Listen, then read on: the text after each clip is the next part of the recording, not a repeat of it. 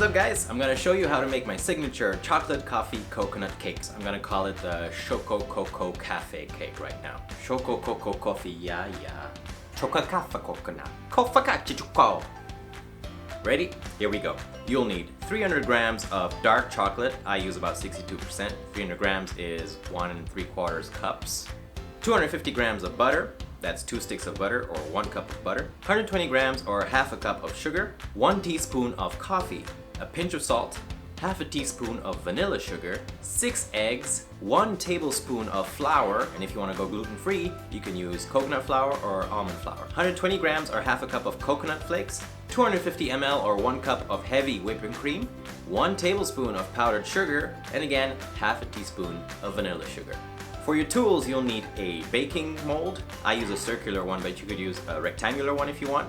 A measuring cup, a mixing bowl with a mixing hand whipping thingy guy, 2 little pots, one bigger than the other, and an electric mixer.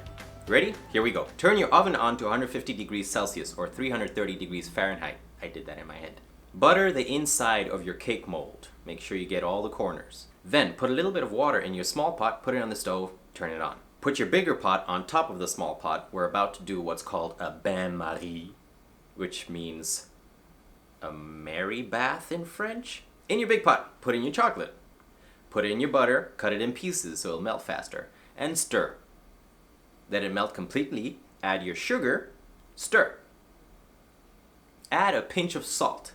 Then you can add your coffee. If you like coffee like I do, add a little half a teaspoon more. Then add your vanilla sugar and stir thoroughly. Let the mixture all come together until it's nice and silky and smooth. Have a taste to see if you want to add more sugar or coffee or salt. Don't taste it all. When you're happy, take the pot off the little pot and set it aside to cool. Now, time to mix the eggs together. In the mixing bowl, add your eggs in one at a time. Mix each one individually to make sure it's incorporated before you add the next one. Once you've mixed all your eggs and it's come together nicely, add your flour. Stir that together. Don't worry if you see a few chunks, those are going to melt later.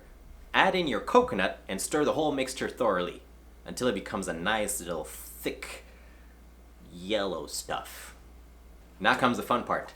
Add the egg mixture into your chocolate mixture that's been cooling down. Make sure it's well mixed. It's going to get thick, which is fine, which is what you want. So make sure you stir really well. Don't taste. I know you're tempted. There's raw eggs in there. You're going to get salmonella. And trust me, you don't want salmonella. Once the mixture is nice and thick, pour it into your cake mold. Make sure you get it all in there. Put your cake in the oven for about 30 to 40 minutes. Don't open the oven in the meantime. Be useful. Do your dishes. After 30 minutes, check on your cake. So use a sharp little object. You can use a knife, you can use one of these poker thingies, you can use a toothpick, a chopstick, whatever. Put it in the cake, take it out. If you see a little bit of moisture, that's fine. That's what you want. If it comes out dry, that's fine too. If the edges are dry but the middle is still a little moist, leave it in there for about 5 more minutes. Alright, take out your cake and set it aside to cool. Don't be freaked out by the weird freaky shapes. It happens. Don't judge a book by its cover. It's gonna look beautiful. After about 15 minutes, it's time to remove the mold from around your cake. If you don't have one of those things, just run a knife around the edges to make sure it doesn't stick to the mold anymore when it's time to remove it. Then let the cake cool completely. This will take about an hour. In the meantime, I don't know, do dishes. Once your cake is cooled, it's time to decorate it. But first, put your mixing bowl in the freezer to let it chill. This is so that when we whip the cream, it's gonna whip faster in a cold bowl. Then it's time to demold your cake and put it on a pretty plate. If you're using a circular baking mold like I am, just run a smooth knife around the bottom of the cake until it's gently separated itself and lift it carefully and place it on your decorating plate. If you're using any other mold, just put a plate on top of it and turn it upside down. Boom. Now it's time to whip the cream. Take out your chilled mixing bowl from the freezer, put in your whipped cream, add your powdered sugar, a little pinch of vanilla sugar, and mix it. Whip the mixture together until it forms stiff peaks. Don't overwhip your cream.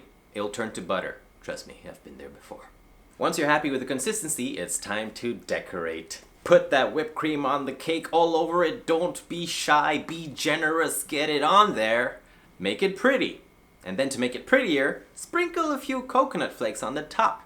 Now, I also like to dust a little bit of cinnamon or cocoa powder or even some coffee powder on the top. If you don't, it's fine. Trust me, it'll still taste delicious.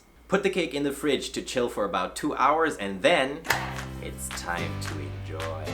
That's it! Look at you! You did it! Congratulations! You made my signature chocolate coffee coconut cake. Maybe I'll just call it a Samba cake, because it's a little white, a little black, with exotic ingredients on the inside. I hope you love it. Send me a photo of your cake and let me know how it turned out and if you liked it. And if you want, next time you can add more coffee, more coconut, more sugar. Play around with it until you find what's perfect for you. Bon appetit and see you next time on Baking with Samba.